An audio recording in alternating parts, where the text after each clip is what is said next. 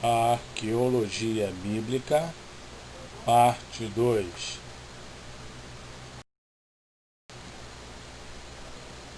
Os Pergaminhos de Qumran. As escrituras recuperadas nos arredores de Qumran nos desenvolveram um corpo volumoso de documentos judaico-cristãos datando do século III a.C. a 68 depois de Cristo, demonstrando a rica atividade literária do judaísmo e do cristianismo do período do Segundo Templo. A coletânea consiste em vários documentos, a maioria de tendências religiosas diferentes. As principais categorias representadas são escrituras bíblicas, outras são apócrifas ou pseudepígrafes e sectárias. O estudo dessa biblioteca original demonstrou que a fronteira entre essas categorias está longe de ser bem definida. Os pergaminhos bíblicos.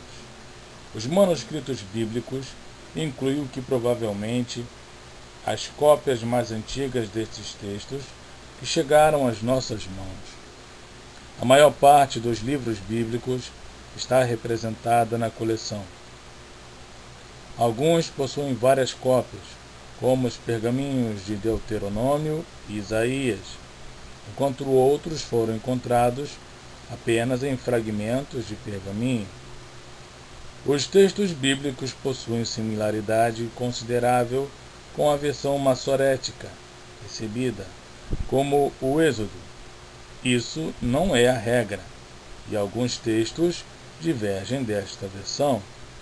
Por exemplo, alguns textos de Samuel, da Caverna 4, seguem a Septuaginta, que é a versão grega da Bíblia traduzida entre o século III e o II a.C., período helenístico. Em Qumran também foram encontradas versões da Septuaginta em grego. Os textos bíblicos, em geral, nos fornecem diversas novas leituras que facilitaram a remontagem da história do texto do Velho Testamento e alguns do Novo. Um dado significativo é que vários manuscritos bíblicos, como o Levítico, foram escritos não somente na escrita judaica, que era a dominante na época, mas também em alfabeto paleohebraico antigo.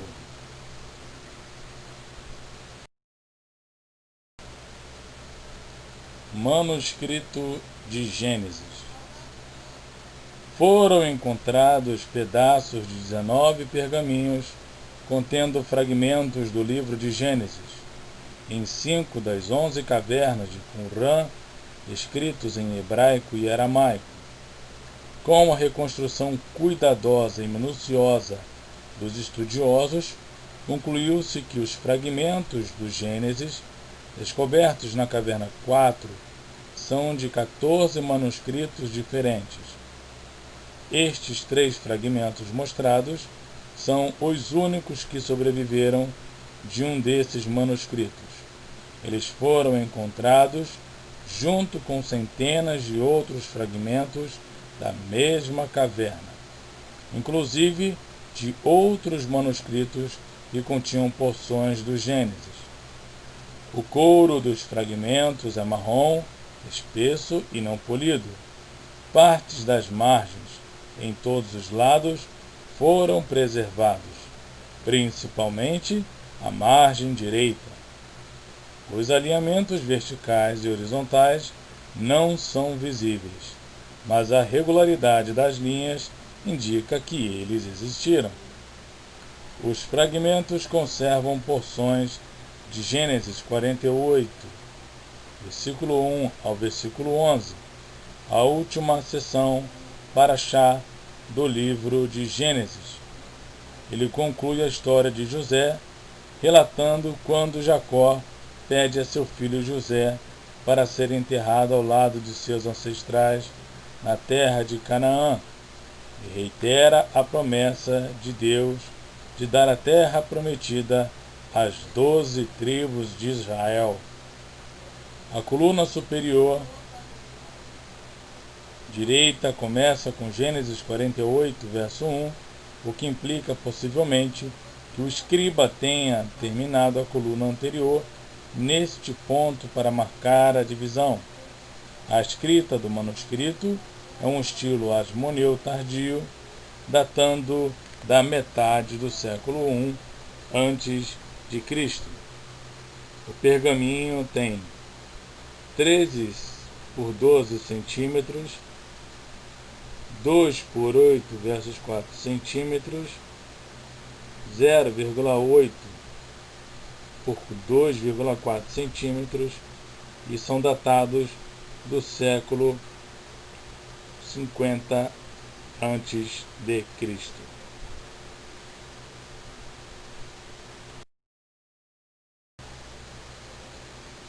Manuscrito de Êxodo.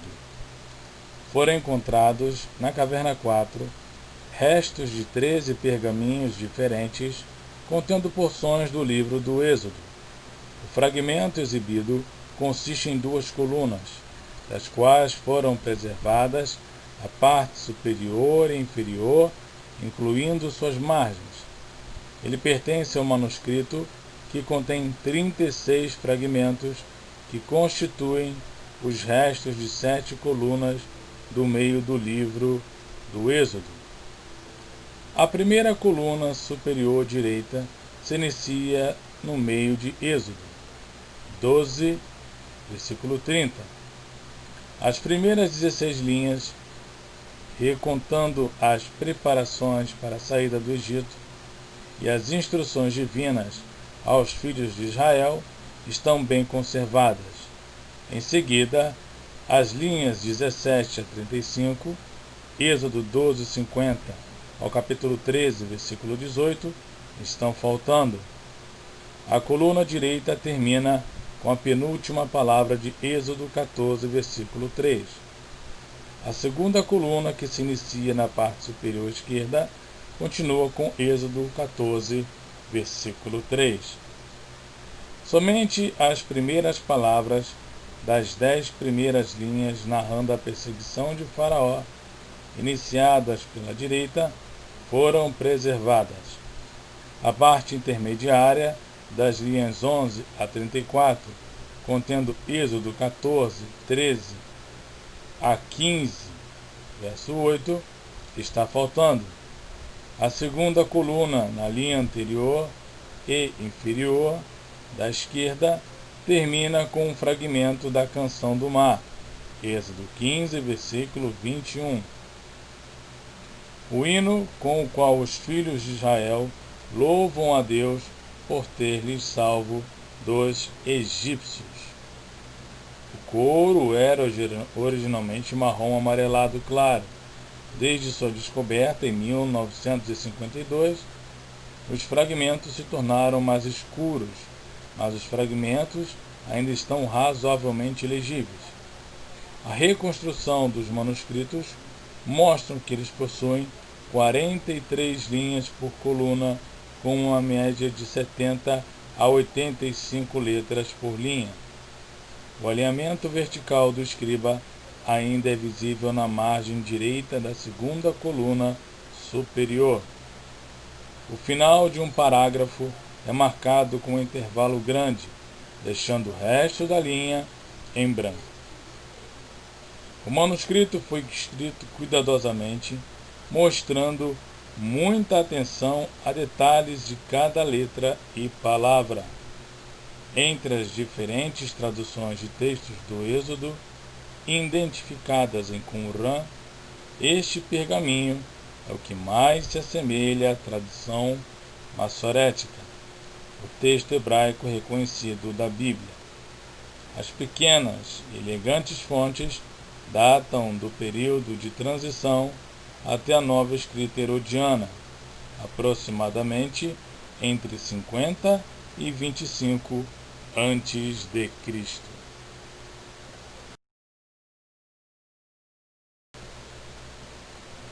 Manuscrito de Levítico. Este pergaminho foi descoberto em 1956, quando beduínos da tribo Ta'amiré descobriram por acaso o conteúdo da Caverna 11. O manuscrito foi desenrolado pela primeira vez em 1970 por estudiosos em Jerusalém. O pergaminho contém o último capítulo, 22 a 27, do livro do Levítico, o terceiro livro do Pentateuco.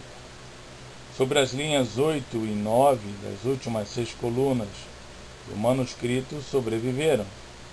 Existem outros 18 fragmentos menores do pergaminho que contêm partes de Levítico, capítulo 4, capítulo 10, 13, 16 e 18 a 22. Foram encontrados fragmentos de pelo menos 16 manuscritos em hebraico, grego e aramaico, contendo porções do Levítico. Com raras exceções, o texto está de acordo com o texto massorético, o texto hebraico tradicional da Bíblia oficial. Isso mostra que o texto sofreu muito poucas mudanças nos últimos 2000 anos. O pergaminho está escrito em fontes paleo-hebraicas, similares às utilizadas nas moedas dos asmoneus. Foram descobertos nas cavernas 1, 2 e 6 outros 3 manuscritos de Levítico, copiados com as mesmas fontes paleo-hebraicas. Os alinhamentos verticais e horizontais estão claramente visíveis. O manuscrito é datado do século II, início do século I antes de Cristo.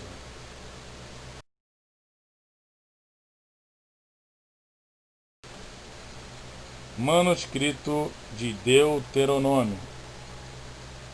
O livro Deuteronômio parece ter sido particularmente popular entre os sectários.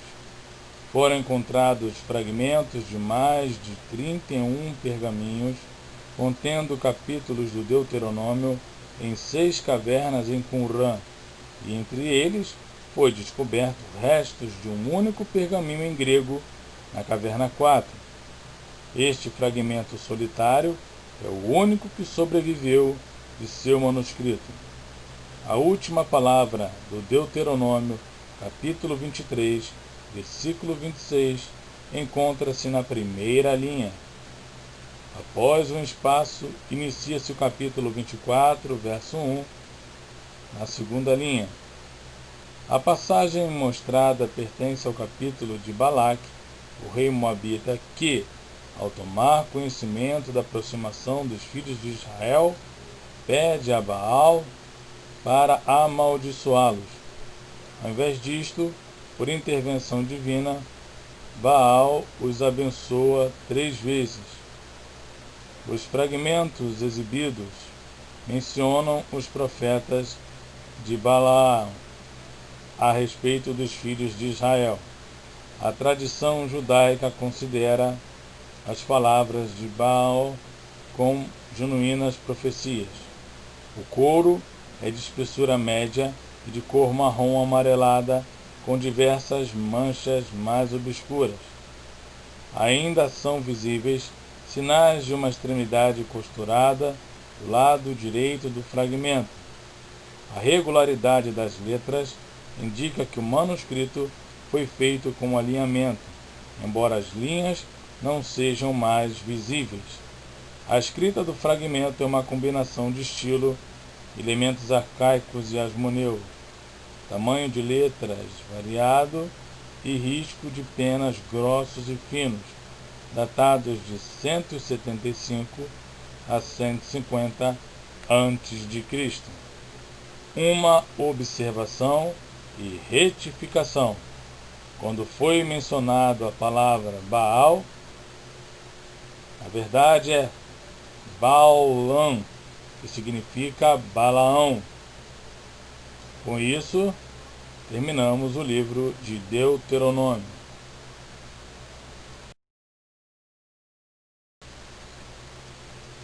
Manuscrito de Salmos. Estes fragmentos dos Salmos pertencem a um pergaminho encontrado na Caverna 4. Este pergaminho deveria conter originalmente 36 colunas, das quais apenas 26 foram preservadas, contendo partes de 15 salmos, do Salmo 91 ao Salmo 118.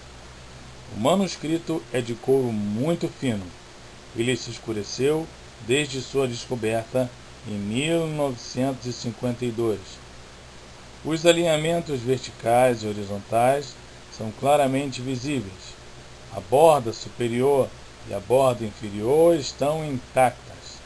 Na parte superior direita há um fio de cânhamo costurando a pele do animal.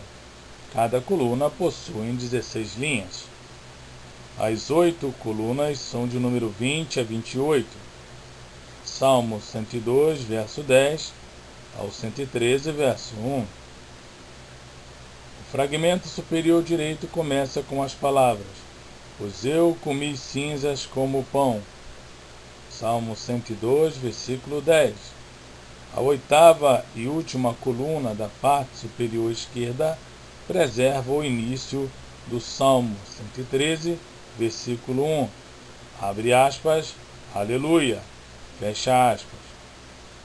Neste pergaminho, o Salmo 103, que se inicia na coluna 3, 7ª linha de baixo para cima, é seguido pelo Salmo 112 nas colunas 6 e 7, com omissão dos Salmos 104 ao 111.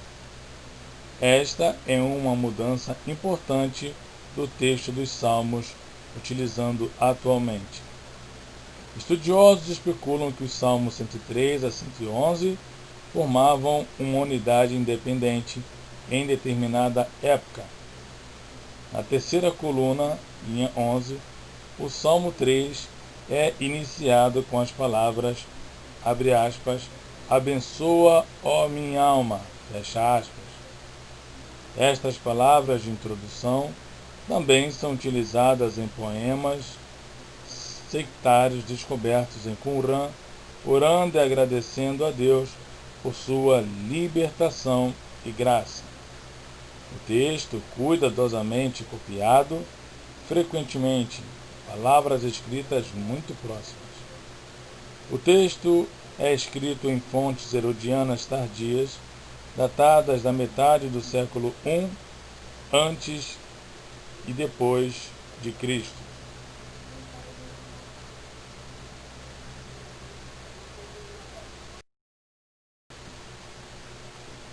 Manuscrito de Isaías. Este fragmento foi encontrado entre 18 pedaços de um manuscrito descoberto na Caverna 4 em 1952, que continha parte dos primeiros 33 capítulos do livro do profeta Isaías.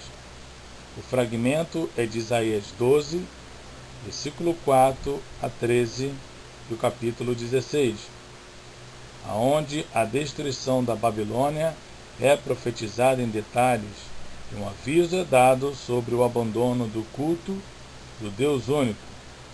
O livro de Isaías aparece em destaque entre os manuscritos descobertos em Qumran. Entre os famosos primeiros 7 rolos, havia um grande pergaminho de Isaías.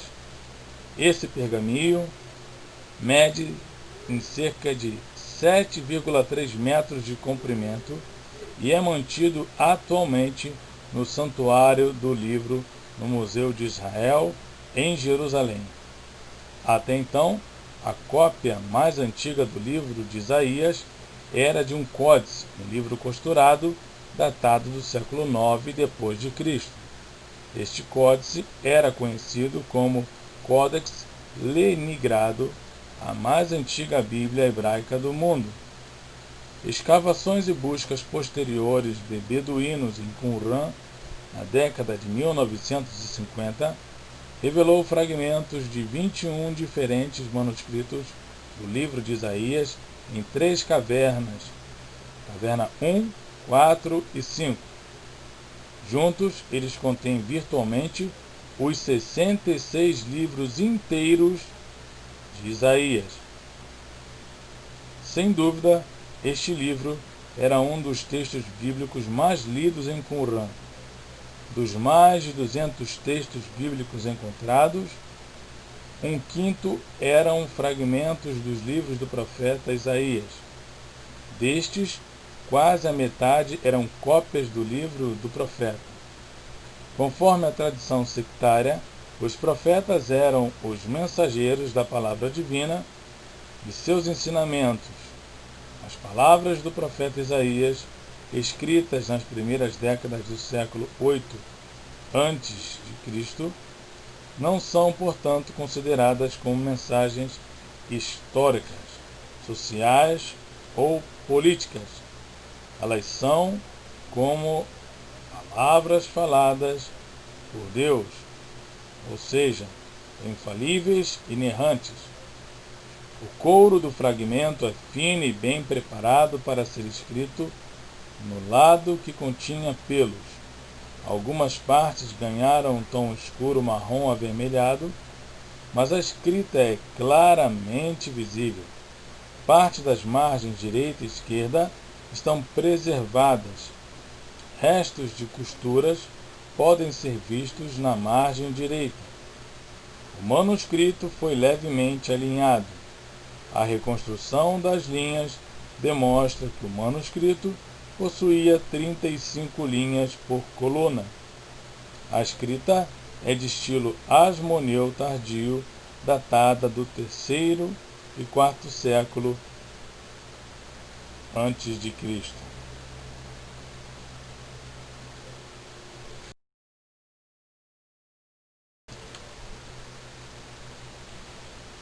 Os primeiros a lidarem com a preservação dos pergaminhos do Mar Morto foram os estudiosos Devox, Royce, Milik, Starkey, Strugnell, Allegro e outros, que vieram ao Museu Rockefeller em Jerusalém na década de 1950 para estudar os pergaminhos logo após a sua descoberta. Os estudiosos se empenharam para evitar danos ao material. Entretanto, sua intenção era formar um texto coerente a partir de fragmentos que eles identificavam como sendo relacionados entre si. O aconselhamento profissional relacionado com técnicas de preservação era escasso, porém, eles observaram certos princípios básicos de conservação. Algumas informações vieram de museus da Europa, particularmente da Biblioteca do Vaticano. Os procedimentos descritos pelos estudiosos incluíam a escovação da superfície dos pergaminhos com uma escova de pelos de camelo ultrafina, tratamento de manchas escuras com óleo de mamona, colocação dos fragmentos em um vidro umidificador para que se desdobrasse. Textos relacionados foram unidos com fitas adesivas transparentes que também serviram de apoio do lado reverso dos manuscritos reconstruídos. Os fragmentos foram colocados entre placas de vidro que foram seladas com fita adesiva. A partir de 1967, o IAA assumiu o Museu Rockefeller, inclusive os pergaminhos do Mar Morto. A equipe do IAA e o curador do Santuário do Livro revisaram as condições dos pergaminhos e seu estado de preservação.